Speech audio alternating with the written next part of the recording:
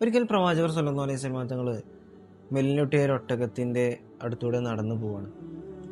ആ ഒട്ടകത്തിൻ്റെ ആ ദയനീയമായ അവസ്ഥ കണ്ടിട്ട് പ്രവാചകർക്ക് വളരെയധികം വിഷമമാണ്. പ്രവാചകർ അവിടുന്ന് ചോദിച്ചു, ആരാണ് ഈ ഒട്ടകത്തിൻ്റെ യജമാനൻ? അപ്പോൾ അൻസാറുകളിൽപ്പെട്ട ഒരു സഹാബി പ്രവാചകരുടെ അടുത്തേക്ക് നടന്നു വന്നു. പ്രവാചകർ അദ്ദേഹത്തോട് ചോദിച്ചു, അള്ളാഹു നിനക്ക് ഉടമപ്പെടുത്തി തന്ന ഈ ഒട്ടകത്തിൻ്റെ വിഷയത്തിൽ നീ അള്ളാഹുവിനെ ഭയപ്പെടുന്നില്ലേ? നീ അമിതമായി ജോലി ചെയ്യിപ്പിക്കുന്നുണ്ടെന്നും പട്ടിണിക്കിടാറുണ്ടെന്നും ഈ മൃഗം എന്നോട് പരാതിപ്പെട്ടിട്ടുണ്ട്. ശേഷം പ്രവാചകർ സല്ലല്ലാഹു അലൈഹി വസല്ലം തങ്ങൾ കേവലം ഒരു നായയെ വെള്ളം കുടിപ്പിച്ചതിൻ്റെ പേരിൽ സ്വർഗത്തിൽ പ്രവേശിച്ച യാത്രക്കാരൻ്റെ കഥ തൻ്റെ അനുയായികൾക്ക് പറഞ്ഞു കൊടുക്കുന്നു.